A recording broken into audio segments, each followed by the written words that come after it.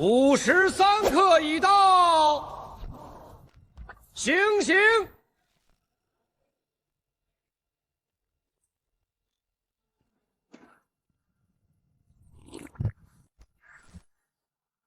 穿越大明3年，我为救百姓被迫贪污3000两银修河堤，可如今却被绑上了刑场。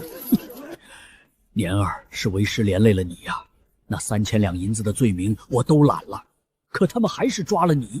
老师，错不在你我，错的是这该死的不公，是那黑白不分的皇帝。老天爷，你若有眼就睁开眼看看，凭什么要我死？执剑系统激活，触发新手保护，天人感应。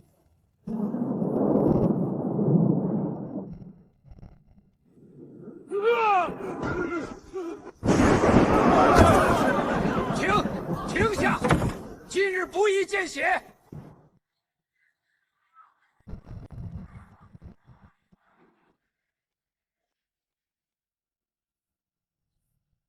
冬雷震真，天狗食日，哼，就连老天爷也要给咱上眼药吗？既是天意示警，里面品级高的押回诏狱，至于小的，算他命大，放了吧，免得百姓唠叨。是。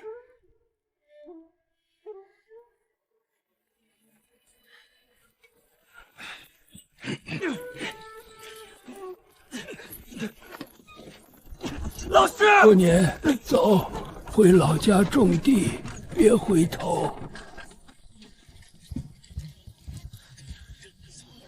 我不想活得像条狗。既然天不收我，那我就去奉天殿前问问这天下的道理。有人吗？郭大人，快进来躲躲，俺带你从后门走。刘叔，我不进去了，我不逃，我想赊口棺材。棺材？大人，那是死路，您不能去呀！这一去，若是回不来咋办？大人，若您执意要去，就带上这个。要是能见到万岁爷，替俺问问，为何连您这样的好官也要杀？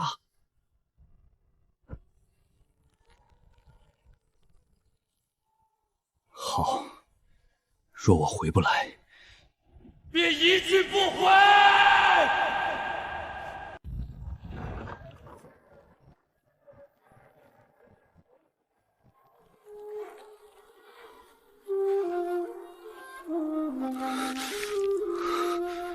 痛觉硬币币90，体力锁定。你的身体是刺向这黑暗世道的一把剑。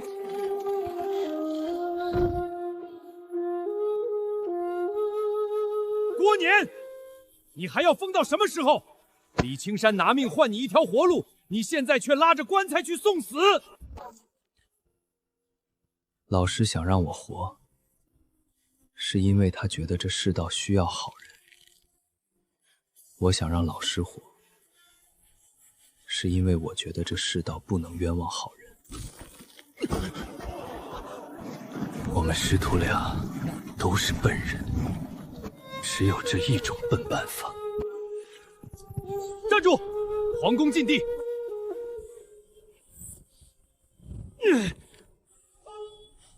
大明罪缠郭年，手持大诰，特来死谏！力拔山兮已激活。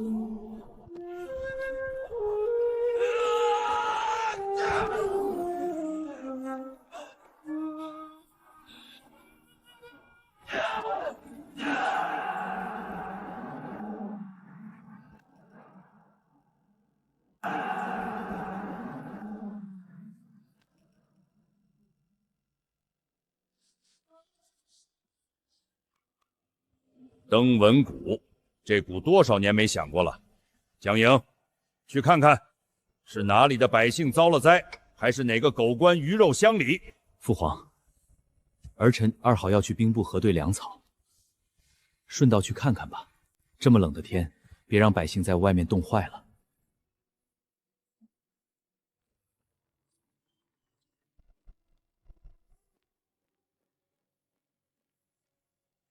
别敲了！你是何人？为何抬棺至此？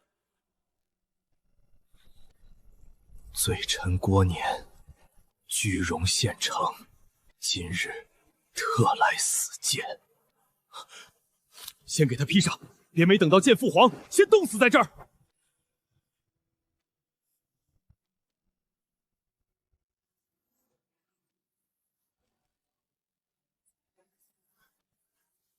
姑赐你的，你敢辞？殿下，这大堂太暖，臣怕穿久了，就忘了这雪地里的冷，忘了这世道里的寒。这世上还有千千万万百姓在受冻挨饿。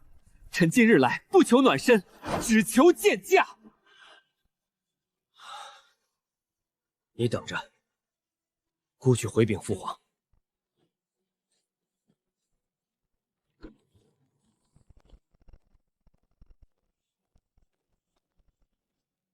是谁在敲鼓？是，上午在刑场被放掉的居云县城郭年，他抬了一口棺材在门外，要死谏。滑天下之大稽，一个贪官也配谈死谏？他当这灯魂鼓是他作秀的戏台子吗？那棺材是真的，他身上的伤也是真的。他说他是为了道理而来。想死谏？行啊，那就让他单衣在雪地里好好跪一晚上。如果他明天还活着，咱不介意给他个机会。父皇，外面风雪这么大，若是站一晚上，必死无疑啊！那是他活该。既然抬了棺材来，那就给他自己用好了。哼，死不足惜。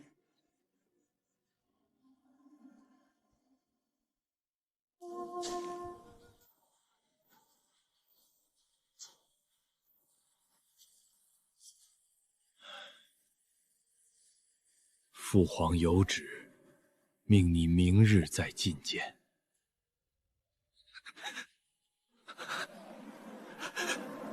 谢主龙，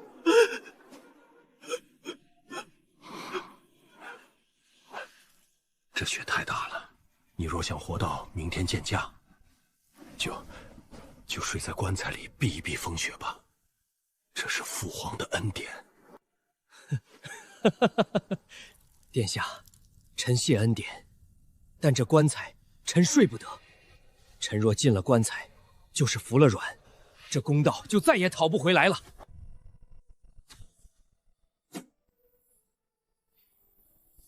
这棺材是装死人的，臣还没死透，就不进去了。臣就在这站着，站到天亮，站到陛下肯见臣为止。那你撑住，姑替你守着这宫门，明天叫你。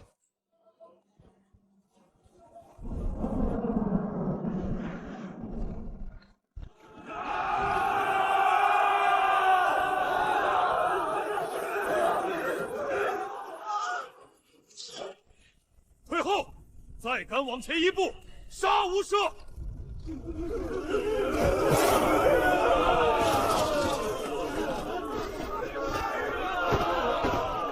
你是为了俺们呀，俺们不值当啊！生命濒危，即将休克，已开启屹立不倒模式。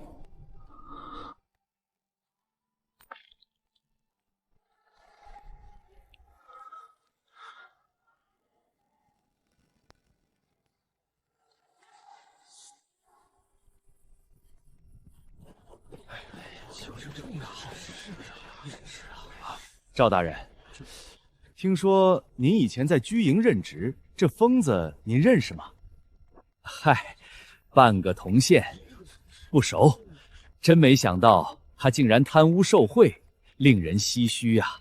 让我看看这贪官有没有三头六臂。喂，死了没？没死吱一声。鬼啊！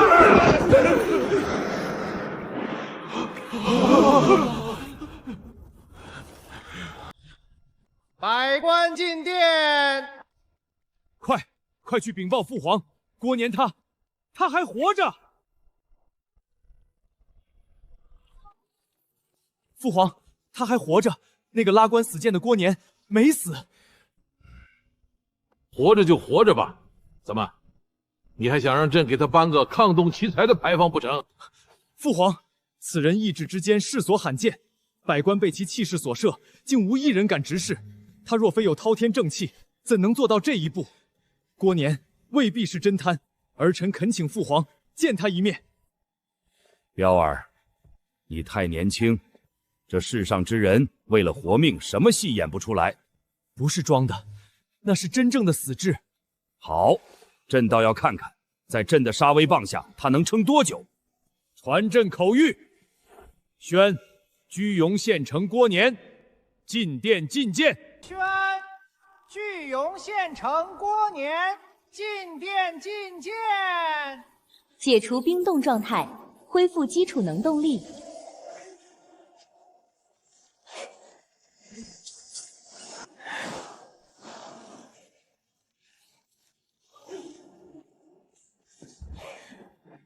吾当年之志，也该如此这般。唉。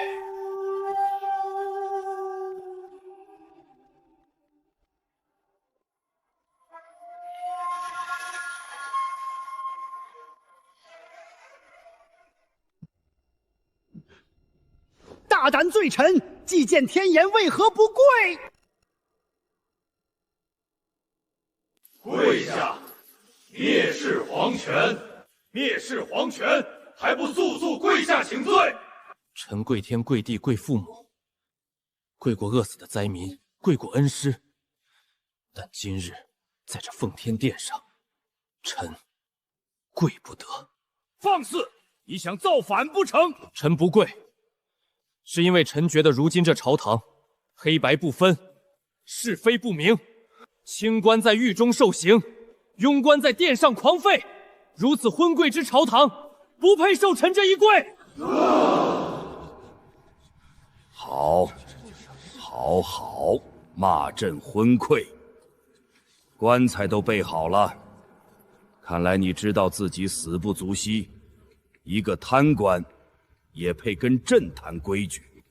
这棺材是给大明朝烂透了的旧规之备的。陛下知道臣为何贪吗？陛下知道这满朝文武有多少人尸位素餐吗？够了，朕不想听你的废话，朕这就砍了你的腿，让你这辈子都在阴曹地府里跪着。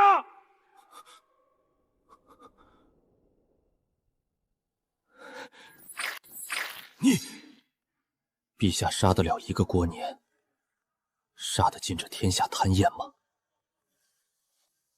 这大明的病，陛下哪怕杀尽天下人，也治不好。哼，说不出个字丑寅卯，朕把你做成人皮草人。臣想问问吏部尚书詹大人，何为廉？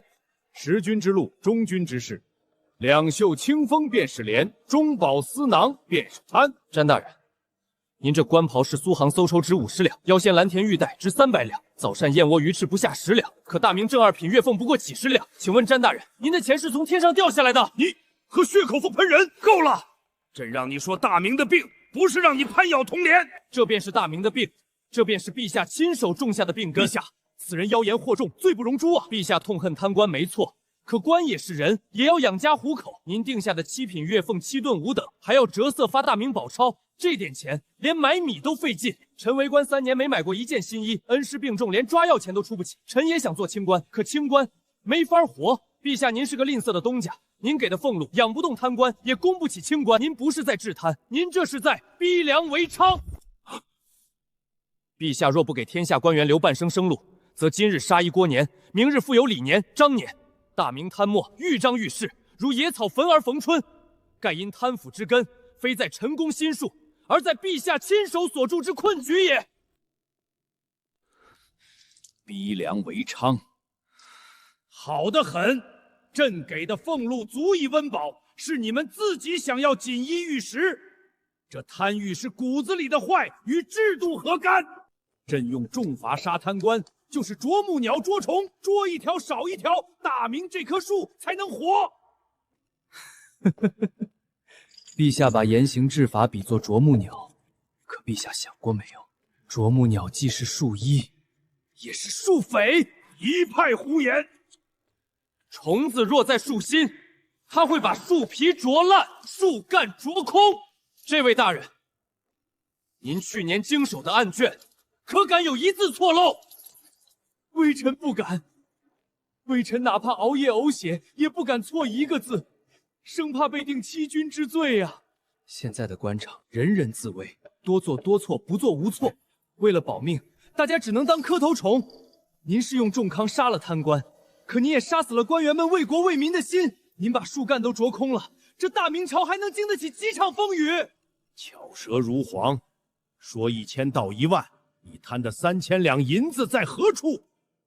若是拿不出证据，朕不管你是啄木鸟还是烂树根，都要把你碎尸万段。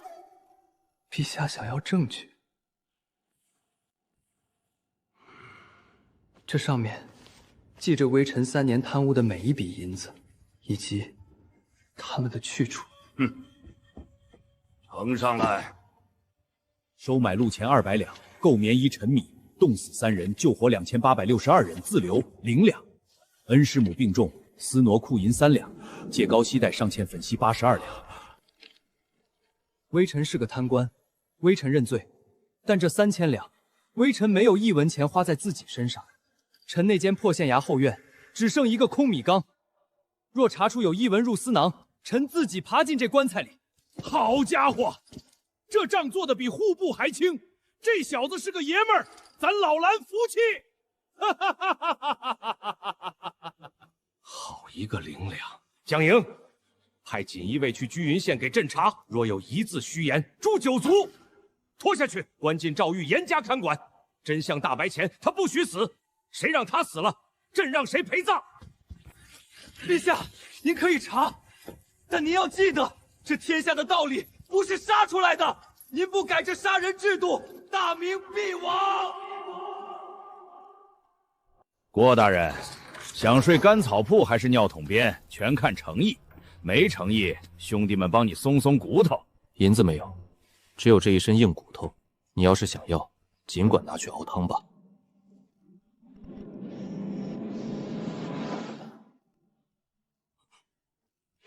是个硬茬子，去最里面享受吧。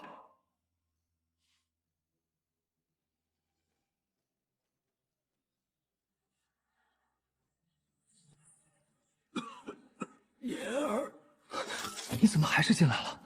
我认了罪，你为什么还要自投罗网啊？3000两是我收的，堤坝是我修的，人是我救的，让恩师顶罪，比杀了我还难受。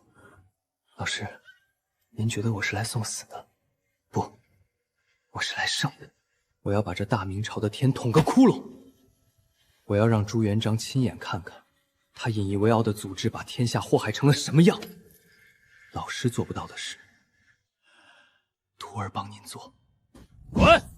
想探监，拿50两银子来。官爷，这是给您买酒的。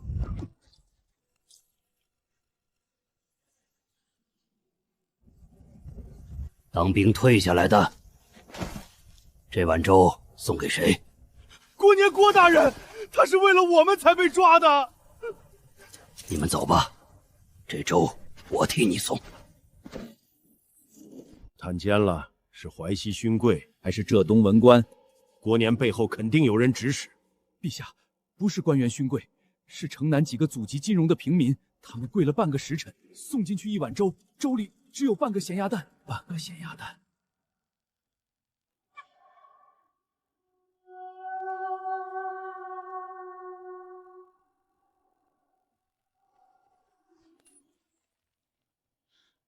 愚民，大奸四忠，他惯会收买人心。蒋明，今晚就去居荣县，给朕挖地3尺的查，朕要看看他的清白是不是装出来的。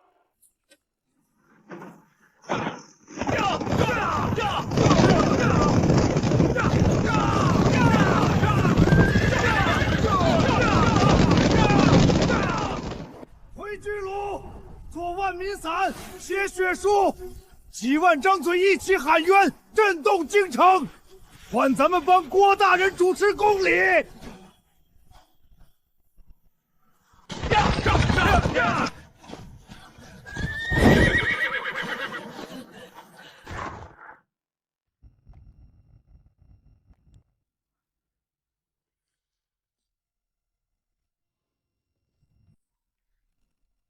这是死牢，地上脏，怕污了殿下的衣袍。哼，姑记起你了。3年前我看过你的乡试文章，本想等你入京会试，没想到3年不见，你把自己磨进了死牢。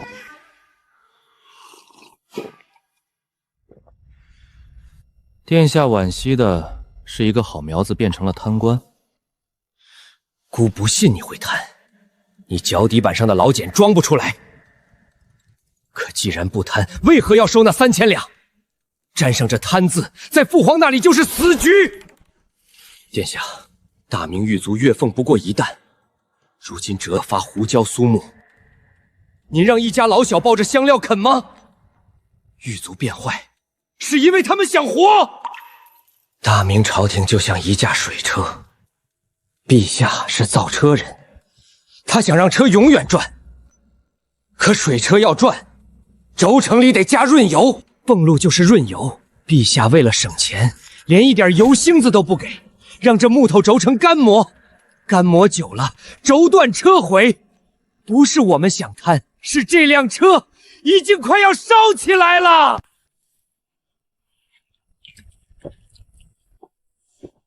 孤刚当皇子时，父皇给我一根没削干净的荆棘，这根手杖，孤帮你捋过了，孤会帮你把刺拔干净，留给你一个干净的大明。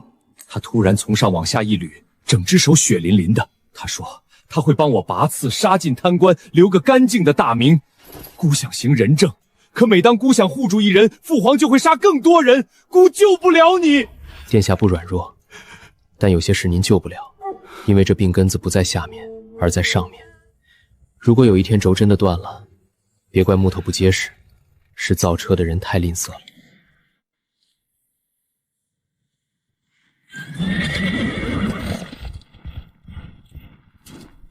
大人，到了。听说这去年发了大水，死了不少人。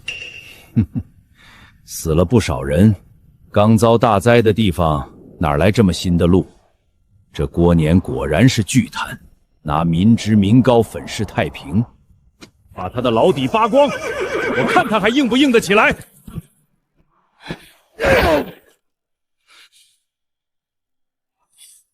胡说！那3000两银子是咱们的救命钱。去年大水，是郭大人没日没夜守在堤上，那堤坝上的石头都是郭大人垒的。郭大人为了修堤坝掏空家底，官袍穿了3年，补丁罗补丁。这种贪官给我来一打，我天天给他磕头。你一个外地人，不知道不要乱说。收买人心，他用3000两收买了全县的民心，此人图谋甚大，若不杀，必成大患。去把贿赂他的富商抓来，只要有1文钱进了他的口袋，我就要钉死他。张大福，郭年是怎么勒索你的？1五1十招了。大人，去年发大水，我货仓里几万两的丝绸茶叶眼看要被淹，郭年找到我，他说你想保住货仓，就拿3000两银子，这钱不走公账，直接给他。好一个不走公账，这就是索贿明抢，满口仁义道德的郭年，看他怎么狡辩。他是不是拿去挥霍买宅子了？草民派伙计跟着，结果那天晚上，他带着人深一脚浅一脚去了石料厂，3000两全换成了条石和木桩。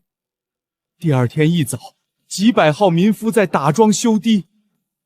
他用最脏的手段，办了最快的事，保住了全县人的命。大人，规矩是死的，命是活的。郭大人没往兜里猜一文，他吃的饭连点油星子都没有。这样的贪官，草民愿意送钱，送得心甘情愿。一派胡言，颠倒黑白，把他压下去，继续查李青山。我就不信这世上还有真的圣人。国人大人是好官，好官呐，好官呐！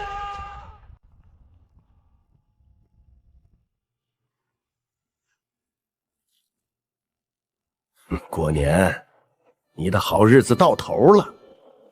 蒋指挥使及第，行贿的富商已经全招了，你还有何话可说？招了也好。张员外是个老实人，免受皮肉之苦。死到临头，还装什么为民请命的英雄？在陛下眼里，你就是个伪君子。朝廷有法度，拨款有流程，你勒索商贾就是乱法。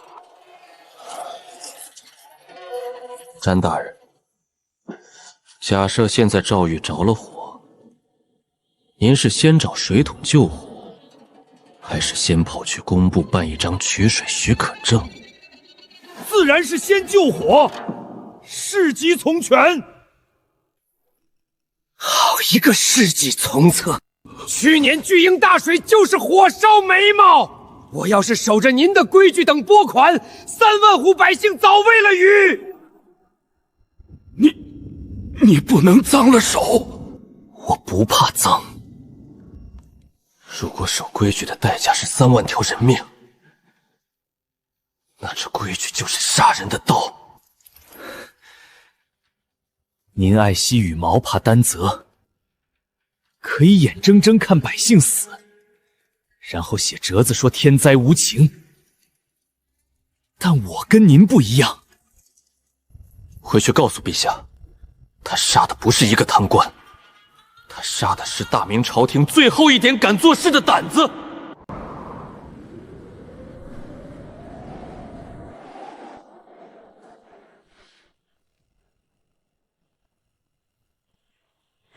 给我搜，挖地3尺！我就不信这穷乡僻壤能藏着2个圣人。是。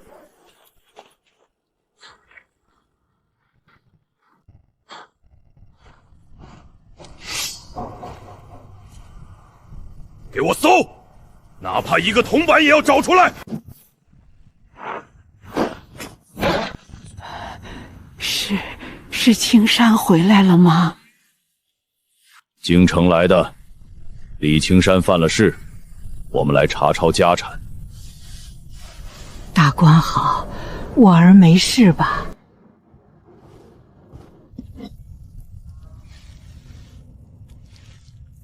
求求各位，在京城多照应我儿。大人，搜遍了，连个铜板都没有。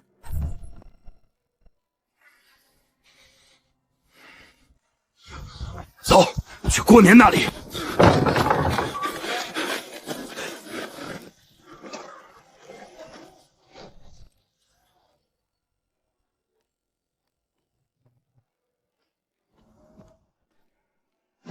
大人，床底有大木箱，死沉的，肯定有货。借陈米10吨赈济流民，借纹银5两修缮县学，借3两给寡妇治病。大人，米缸里有一只饿死的老鼠。我要怎么如实写奏折？告诉陛下，咱们抄了一堆欠条。告诉陛下，咱们在贪官米缸里发现一只饿死鼠。收队，这案子老子不查了，谁爱查谁查，老子怕遭天谴。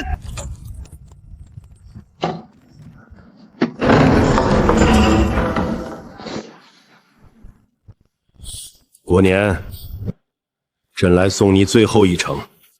张大夫已经招了，贪了就是贪了，坏了朕的规矩就是死罪。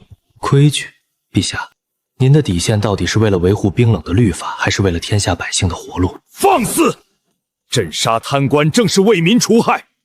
朕出身布衣，最知民间疾苦。朕一生都在为民做主。您不爱民，您爱的是您心中那个完美的皇帝形象，是那至高无上的皇权。如果您真爱民如此，知道我修堤救人时应该反思拨款为何迟到，可您没有，您感到的只有被冒犯的恼火。您杀我，是因为我证明了您的制度是错的，大明律在天灾面前是废纸。你无能！住口！朕的大明律没错，是你妖言惑众。陛下，您杀了我，明天会有千千万个过年。只要逼良为娼的困局还在，好官要么变成磕头虫看百姓死，要么变成我这样的贪官用命换命，这就是您的盛世。好，既然你想当英雄，朕成全你。后日午时，午门等证据送到，朕再来嘎你。贪墨1分毫，朕就将你剥皮。明刀被动触发，抵挡必死结局。明刀抵挡了朱元璋对您产生致命杀意30次，明刀剩余70点。这就动了30次杀心，为了这口气把命搭进去，值吗？老师信不信？我的命，阎王爷不敢收，朱元璋也收不走。今儿个高兴，郭大人进京当大官了，咱们摆流水席，等大人衣锦还乡。别放了，都给老子停下！郭大人没升官，他是被抓去杀头的。杀头？郭大人犯了啥法？皇上说他贪污，可那3000两银子都变成石头填进堤坝里了呀！他是替咱们去死的。放屁！郭大人要是贪官，老子把这双招子抠出来当炮踩！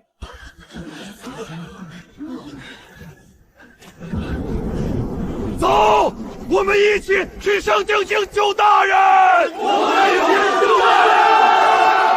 你们这样去，救不了他，那是造反。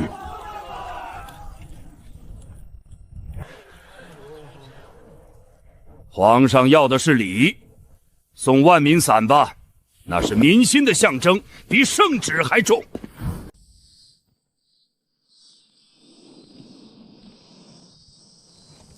大人，咱们给百姓出主意，若是上面怪罪下来，说咱们勾结乱民，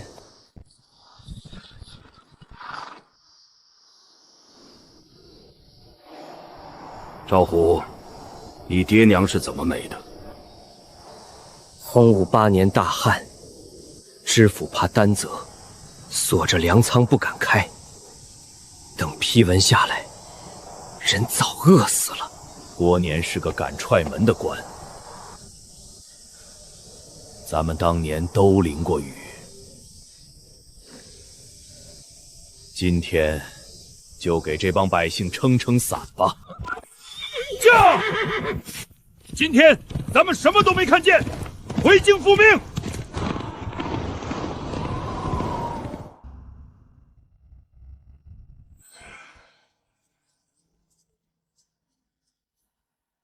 殿下，该歇歇了。万岁爷那边还等着回话。王狗儿，你说这章姑该盖吗？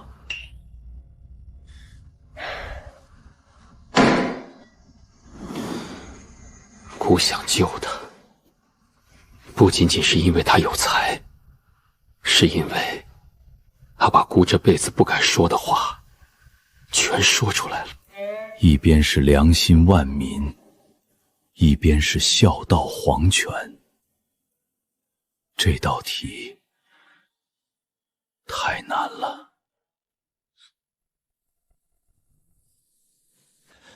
不盖了，姑要去奉天殿，姑要去见父皇。郭年，姑杀不得。郭年，朕若是饶了你，明日就会有无数官员坏了朕的规矩。你必须死，无关贪恋。万岁爷，太子爷来了，没带圣旨，是空手来的。好，为了个外人跟咱叫板，云奇，去给咱找根荆棘来，立刻！言儿，别唱了，明天就是正日子，你怕吗？老师，我不怕，该怕的是他们。海量民意正在汇聚，明日5时准时到达。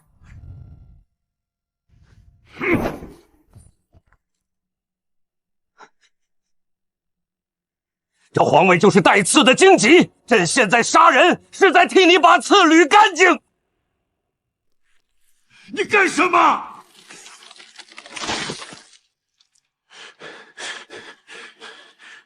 父皇，留他一命。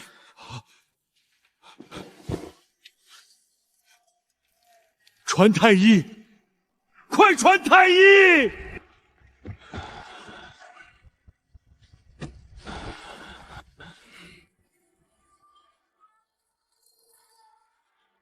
过年不仅坏了朕的规矩，还离间朕的父子之行。明日5时，朕要亲眼看着你人头落地。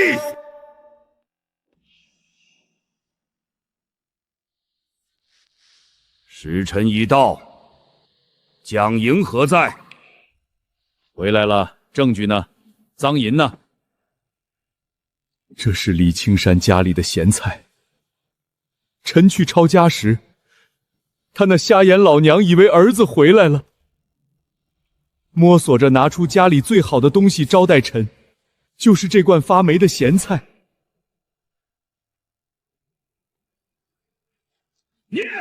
欠条借银5两，为孤寡老人买棉衣，力居人郭年。账单借高息贷3两，给张寡妇治病。陛下，那3000两汇银当天就变成了大地上的条石。臣查遍巨武，过年贪没3000两实锤，但臣找不到1文钱赃款。不可能！这定是大奸四忠，是邀买民心。詹威，你说他该不该杀？陛下，此人手段高明，收买民心，民心对抗朝廷，其心可诛，该杀。5时3刻，将过年李青山押赴午门斩立决。老师，吃饭。咱们救了人，没让百姓喂鱼，这就够了。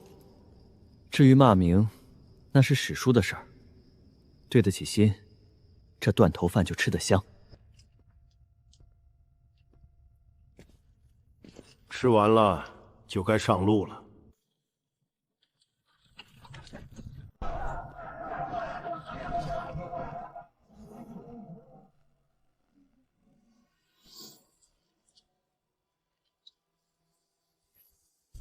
老师，站直了，咱们没做亏心事，腰杆子就不能弯。老师您看，他们恨贪官，说明大明百姓心里有秤。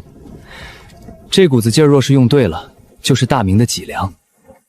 咱们替这世道受过，不冤。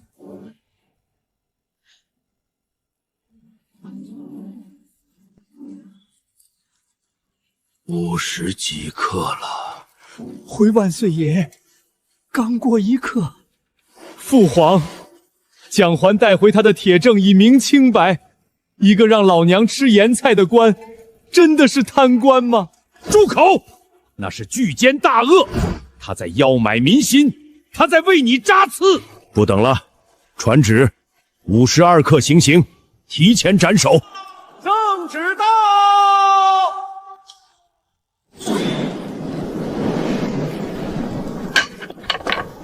动手！立刻动手！警报！行刑提前，民意为他跑。启动冬日烈阳模式。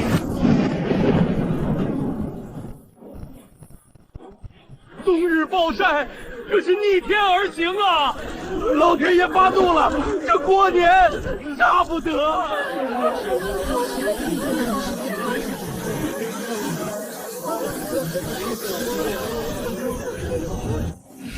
连老天爷也要保这个贪官，咱这辈子不信邪，不怕天，朕没错。你想拦朕，咱连你也一块砍了，斩！给朕斩了过年！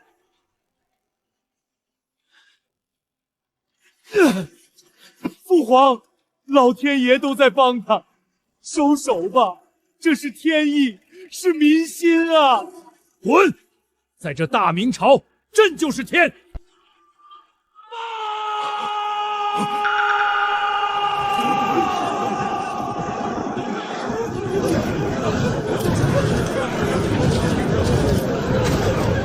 草民刘六，且举一3万户百姓，请陛下给父母官留条活路。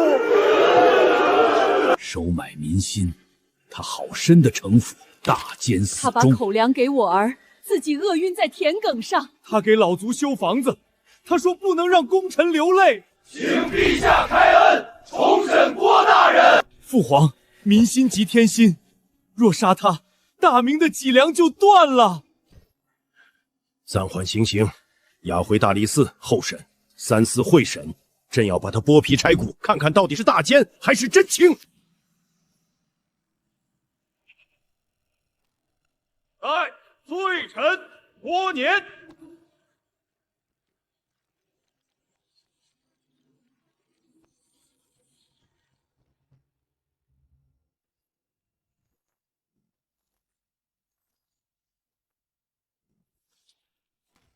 贪赃60两便要帮食草，你贪了3000两，这白纸黑字的大明律难道冤了你？若人人皆以善意为由践踏律法，天下岂不乱了套？杨大人，我也请教您一个典故：春秋许褫禁药，论心不论迹。论心不论迹，您只看到我收钱的迹，却看不到我救人的心。您只看到冰冷的律条，却看不到活生生的人命。洪水漫天的时候，杨大人是先翻律法，还是先救人？等您的公文走完流程，3万百姓早喂了鱼了。我郭年破坏了规矩，但我守住了良心。诡辩！你这是在动摇国本！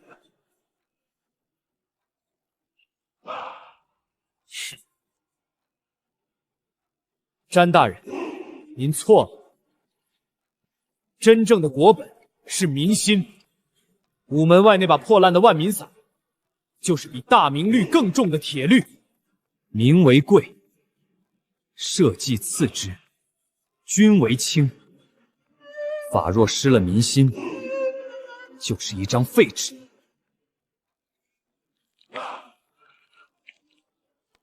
读书人讲的是清廉底线，你把自己弄得满手污泥，这是在侮辱斯文。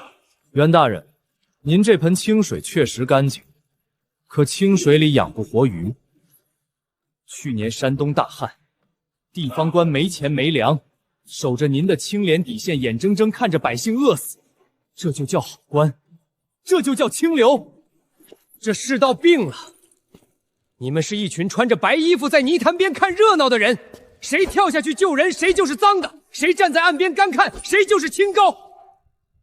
怕脏了官袍的清官，比贪官更要命。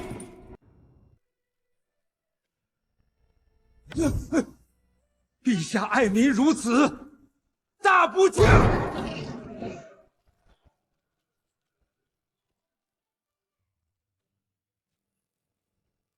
聊聊陛下最爱的人，窃国者，贪3000两修堤是死罪，贪了3000万两修云子，大明律管了吗？真正的窃国者是宗室，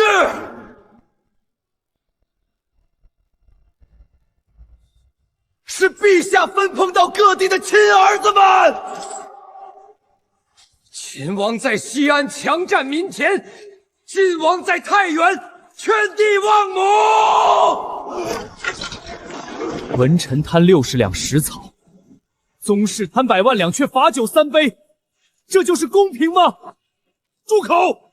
那是龙子龙孙，你想死吗？汉之7国，晋之8王，史书血迹未干。陛下杀光了能臣，留下一群只会磕头的木头人。等将来您的好儿子们想做龙椅的时候，谁来替您的孙子挡刀？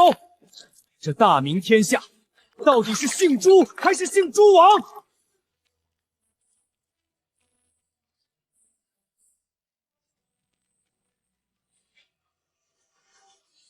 朱王自掘坟墓，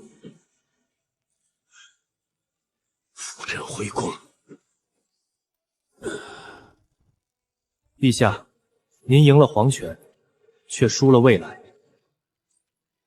今日之后，大明再无敢言之人。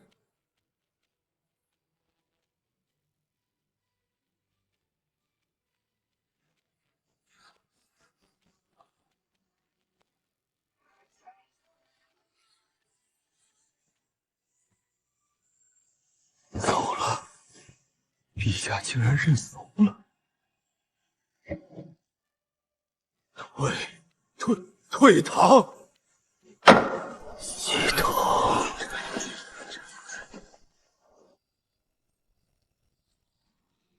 宿主，我在。这次执剑碎了多少明刀？共破碎112个，但因您压制了皇权，剑意强大，奖励330个，目前剩余454个。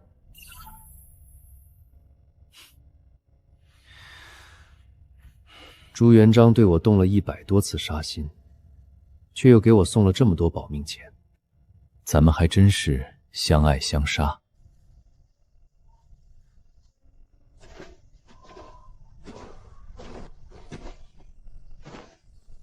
彪儿，朕是不是真的老了？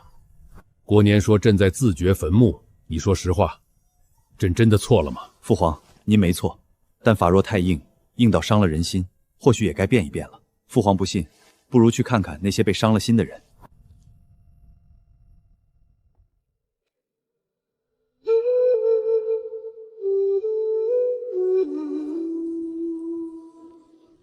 他们不是要造反，他们只是想护住那个给他们活路的人。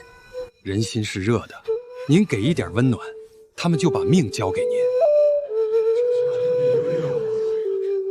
罢了，咱知道了。行了，你虽然咬了主人一口，倒也没咬错。换身衣服，跟朕去看看那些让你不要命也要维护的刁民。是。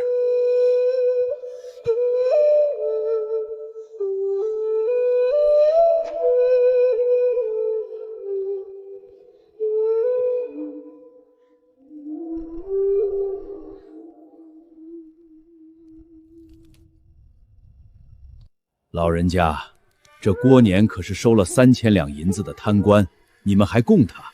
啥叫贪官？那是朝廷逼的。上面拨1000两，层层扒皮到县里剩不到100两。郭大人是为了救咱们才去收富商的钱。他那件官袍补丁罗补丁比我身上这件还破，我宁愿天下全是这样的贪官。吃这个吧。谢谢爷爷，郭大人给的糕点真甜。郭大人已经成了这孩子心中所有美好的代名词了吗？彪儿，去赵狱，朕想当面问问李青山。你不怕朕？怕，但草民更怕世道不明。比起那个，陛下的屠刀最轻。郭年那套受贿救灾的歪理是你教的？不，我是清流，我读圣贤书，宁愿老娘吃咸菜也不敢伸手。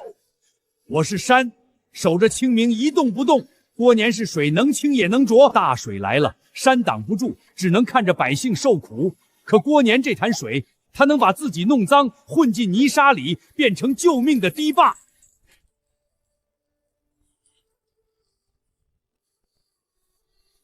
朕不杀他，朕要去居容，亲眼看看他这潭浊水到底开出了什么样的花。去居容，连夜去。万岁爷有旨，什么时候看懂了这口棺材，什么时候再回家吃饭。这棺材里装的不仅是郭年，还有某些人心里的鬼。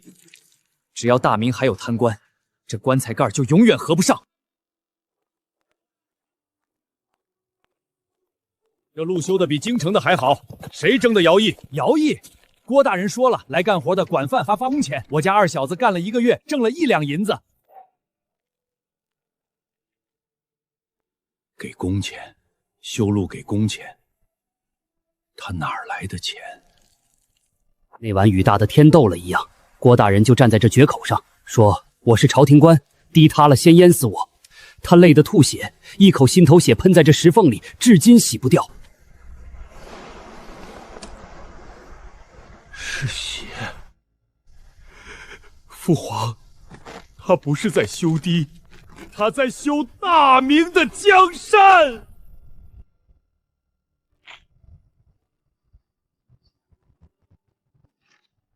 咱把他当马，却忘了也得喂食。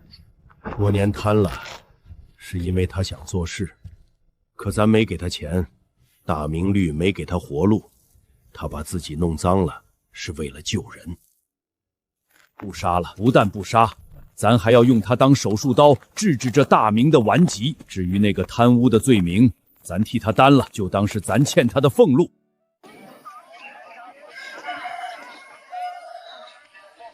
这又是啥？怎么京城都没见过？回万岁爷，这是公策。郭大人说，随地大小病生瘟疫，不仅免费，粪水还能沤肥。这小子不仅净身，更是在进城啊！百姓叫他郭重车，这设计巧夺天工，工部那群吃干饭的真该来看看。这叫足球。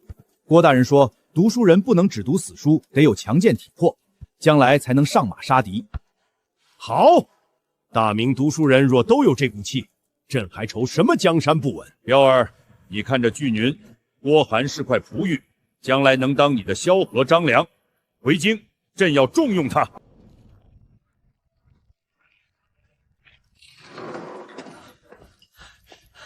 大喜，父皇亲自去了居云，说你是天降奇才，案子结了，不仅不杀，还要让你进6部历练。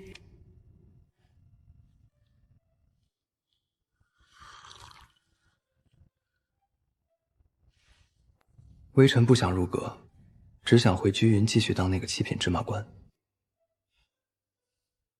真是淡泊名利的国士。对了，你老家定尾那地方是淮西勋贵的老窝，父皇最看重乡党，若是能攀上亲戚，以后吏部也好做账。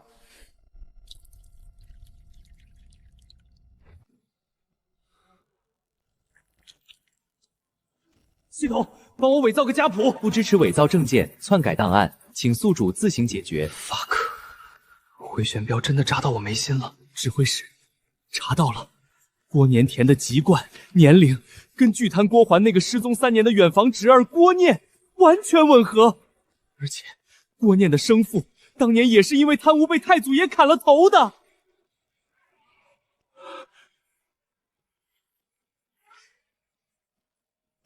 贪官之父，郭桓余孽，备马进攻，立刻进攻！